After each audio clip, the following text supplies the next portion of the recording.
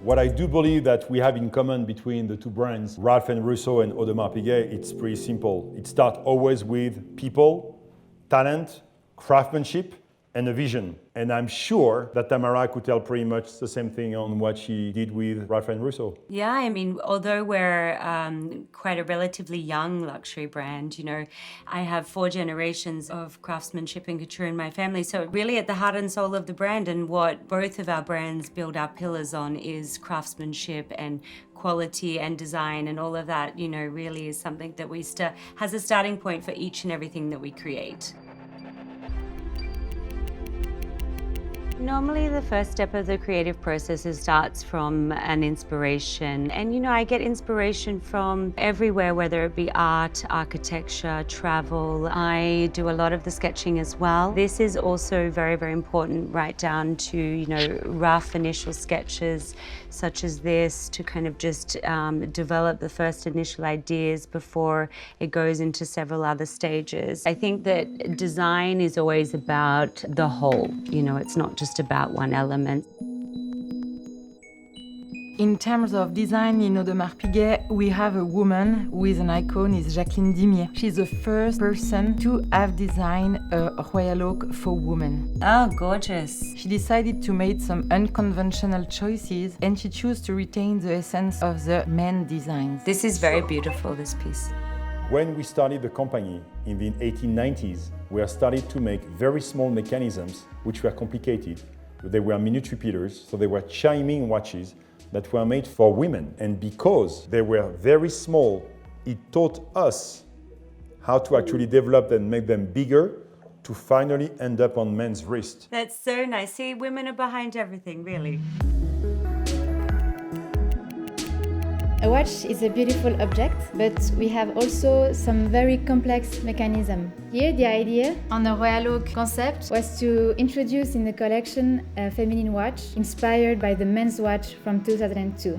We start with some sketches, like you, and then we work on a technical construction with a CGI, and we launch several prototypes to find the best watch with a perfect aesthetic that takes into account all the feasibility constraints. This year we launched a new Royal Oak with a new case size of 34mm and a new self-winding movement. Yeah, the detail is beautiful. So I also wanted to show you a little bit of some of the work that we're very famous for. The embroidery work is really part of each stage of the couture process and some of the most intricate pieces. All of the design work for the embroidery is created in-house and then created by hand over the piece. It's beautiful, Tamara. At my turn, I will take you in the Musée Atelier. We are in the center of the museum, where we have an engraver, a jeweler, and a stone setter, Sylvain. Next to Sylvain, we have another craftsman. Yvan is our jeweler. On the Royal Oak concept, we frosted the top of the watch. It's a dammering technique that consists in giving a sparkling effect. It's similar to embroidery work almost. It's very beautiful, this technique on metal.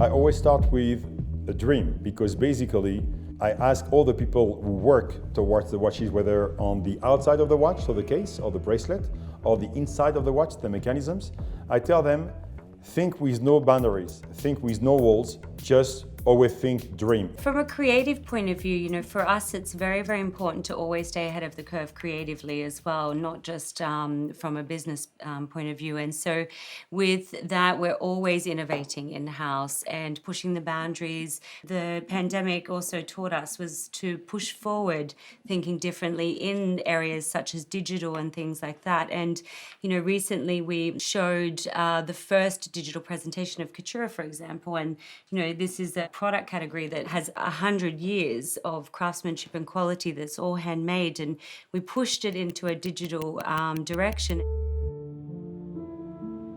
I wanted to welcome you into our private couture maison, which is really lovely and where all of our couture collections are housed and where all of our clients come. So I wanted to give you a little bit of a tour. We've had this space for several years, and what I wanted was to have a maison where they could come, feel at home, spend the time, do the shopping, try on all the pieces. I sit down. It's a very collaborative process with them, actually. This is absolutely stunning. We want it to be like a family.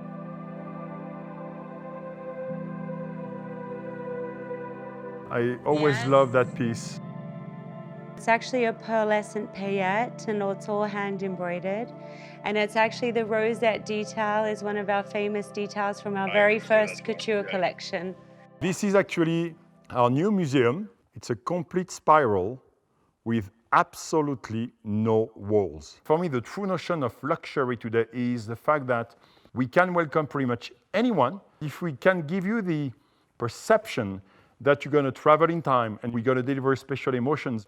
When you come to see us here at Audemars Piguet in Switzerland, this feel of belonging has been extremely important. At Audemars Piguet, we want people to feel that they belong no matter who they are. Very nicely said. I mean, I think that connectivity, really resonates with clients. And I think, to feel a part of something is really, really important. For Ralph&Russo, we always had a vision to build a global luxury house, one that encompasses, many different product categories. So I'm going to challenge you to design one or two of our watches going forward. I want the Tamara version of Audemars Piguet. It will be a pleasure. I would love that. Now we have a deal. Perfect. Love it.